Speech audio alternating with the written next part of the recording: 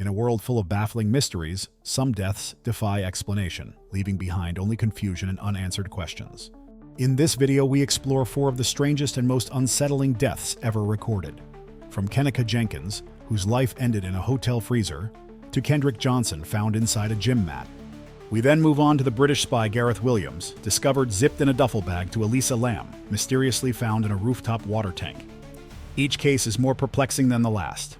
These are the top 4 strangest deaths that continue to haunt the world.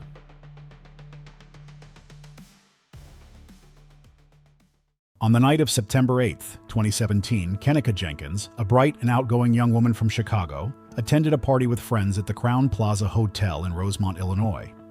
It was supposed to be a night of fun, celebration, and hanging out with friends. The group gathered in a hotel room on the 9th floor, and according to those in attendance, alcohol and marijuana were present. Around 1:30 a.m., Kenneka's friends realized she was missing. Her phone and car keys were still in the room, but Kenneka herself was nowhere to be found. The friends began searching the hotel and eventually notified Kenneka's mother, Teresa Martin, who rushed to the hotel and begged staff to check the surveillance footage. Hotel management initially declined, citing protocol that required a police request before releasing the footage. Hours passed before hotel staff and police took the search seriously. Finally, at around 10 p.m. the following evening, Kenneka's body was discovered in a hotel freezer.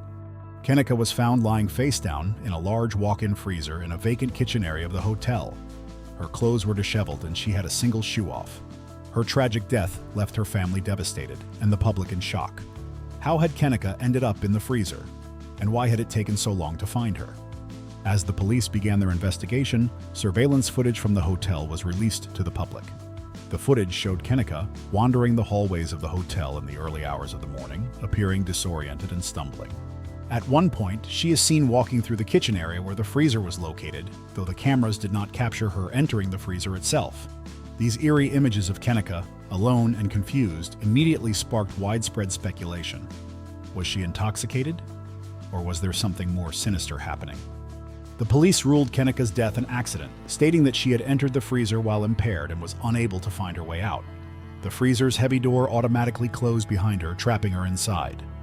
The autopsy report confirmed that Kenneka had alcohol and topiramate, a medication for migraines, in her system, which likely contributed to her impaired state.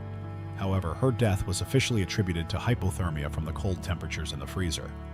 Despite the official ruling, Kenneka's family and the public remained unconvinced. Many believed foul play was involved, pointing to the unusual circumstances, delayed response from hotel staff, and Kenneka's disheveled appearance when she was found.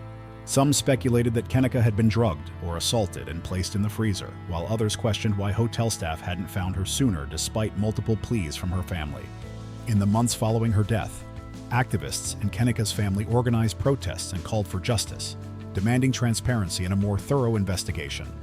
Though authorities stood by their conclusion that Kenneka's death was an accident, the case remains controversial, with many believing that key details were overlooked or hidden.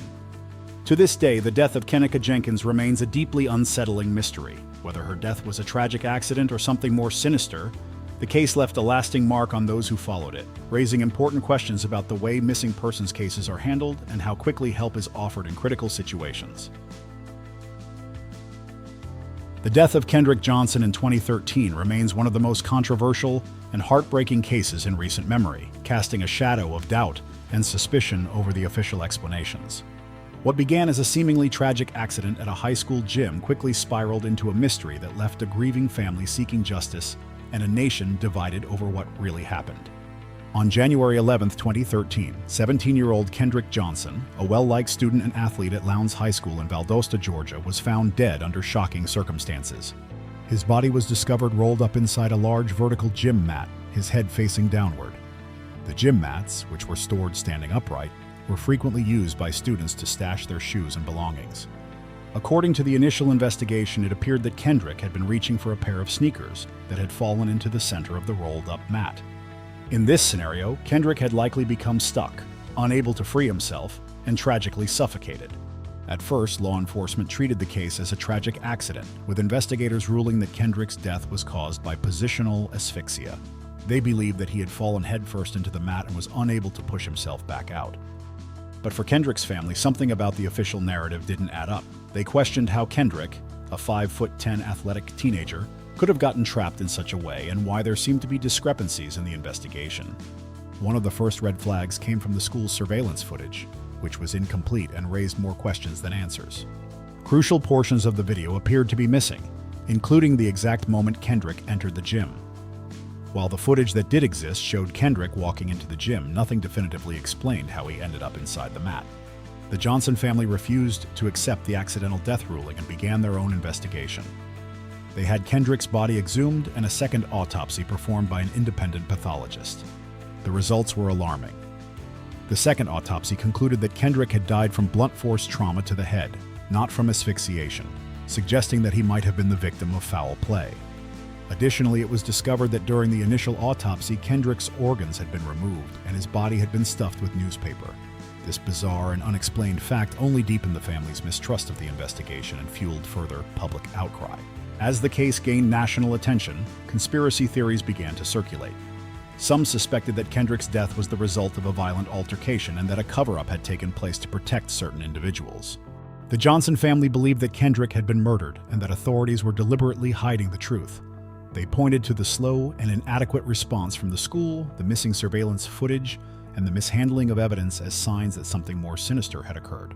Despite the family's push for justice, both local and federal investigations concluded that Kendrick's death was an accident. In 2016, the U.S. Department of Justice closed its investigation, citing insufficient evidence to support any claims of foul play. In the years following Kendrick's death, the case has remained a symbol of the ongoing struggle for transparency, accountability, and justice. While law enforcement maintains that his death was a tragic accident, Kendrick's family remains unconvinced, refusing to let their son's story be forgotten. Gareth Williams was a 31-year-old codebreaker who worked for GCHQ, the UK's government communications headquarters, and was on secondment to MI6 at the time of his death. Described as brilliant and introverted, Williams had a sharp mind for cryptography and was considered an expert in his field. He lived alone in a government-owned flat in Pimlico, an affluent area of London, and maintained a largely private life. On August 23, 2010, when Williams failed to show up for work, his employers became concerned. After several days with no contact, police were sent to his apartment for a welfare check. What they found shocked everyone. In the bathroom of his flat, they discovered Gareth's body, locked inside a large red North Face duffel bag. The bag had been placed in the bathtub, and the zippers were padlocked from the outside. Bizarrely, there were no signs of struggle or forced entry, and Gareth was found naked, curled up in a fetal position inside the bag. His phone, neatly placed on a table, had been wiped of data. There was no obvious indication of what had happened, but it was clear that something was very wrong. The case immediately drew international attention, partly due to Gareth's position within MI6. Speculation swirled around the strange circumstances of his death. How could a man lock himself inside a duffel bag? And if he didn't, who did and why? The initial autopsy failed to determine the cause of death, and toxicology reports showed no evidence of drugs or alcohol in Gareth's system. This deepened the mystery. Experts attempted to replicate the scenario, trying to see if it was physically possible for someone to lock themselves in a bag of that size. Most concluded it was extremely unlikely without assistance. The investigation took many twists and turns. Police explored the possibility that Gareth's death was linked to his work as a spy. Some speculated that Gareth may have been targeted for sensitive information he possessed, but there was no concrete evidence to support this theory. Others pointed to Gareth's interest in escape artistry and contortionism, suggesting that his death may have been the result of a private experiment that went tragically wrong. Despite the widespread belief that foul play was involved, the official investigation reached a controversial conclusion. After 2 years of speculation and inquiry, the Metropolitan Police ruled Gareth's death an accident in 2012. They suggested that Gareth had likely climbed into the bag voluntarily, perhaps as part of a misjudged recreational activity, and had suffocated when he was unable to escape. However, no fingerprints, DNA, or forensic evidence were found on the bag, the padlock, or in the bathroom, fueling doubts about this explanation. Adding to the intrigue, Gareth's apartment had been mysteriously cleaned, leading some to suspect that someone had tampered with the crime scene.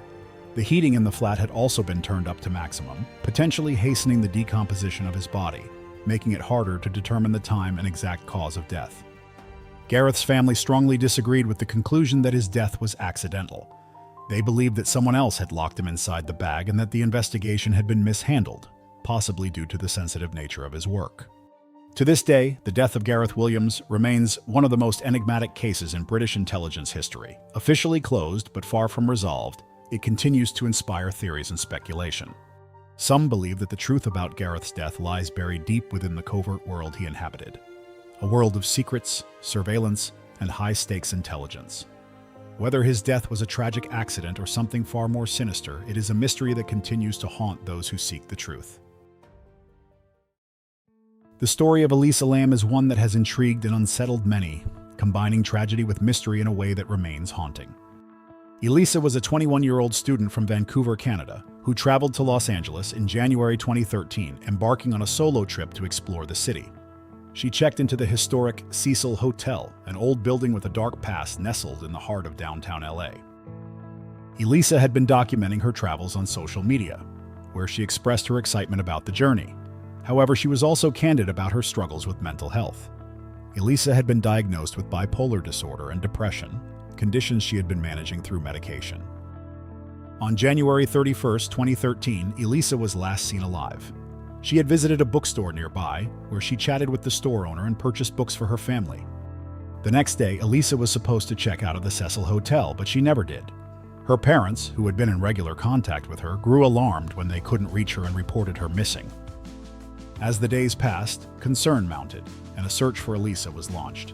The police combed through the hotel using search dogs to trace her scent, but they found no signs of her. Flyers were posted around the area, and her disappearance was soon covered by local news.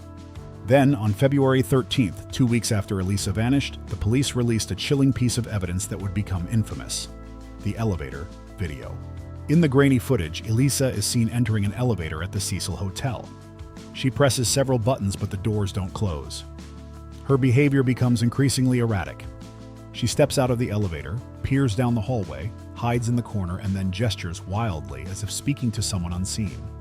At one point, she steps out of the elevator and vanishes from view.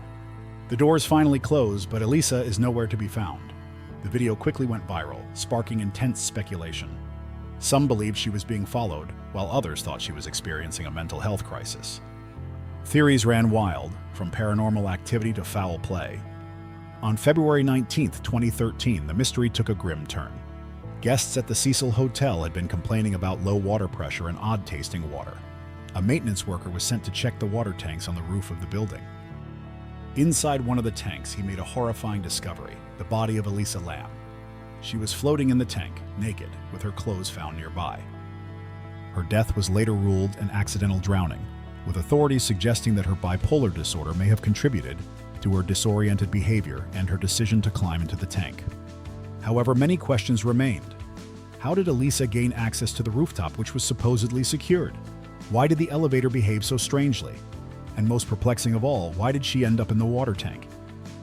The Cecil Hotel itself is notorious for its dark history, having been the site of numerous murders, suicides, and unexplained deaths. Its eerie past only added to the sense of unease surrounding Elisa's case. To this day, Elisa Lam's death remains a source of fascination and speculation. Some believe her demise was the result of a tragic accident exacerbated by her mental health struggles. Others are convinced that there's more to the story, pointing to the unanswered questions and the unsettling elevator footage as evidence that something darker may have been at play. Thank you for watching this video. If you'd like to see more of our content, please hit the subscribe button.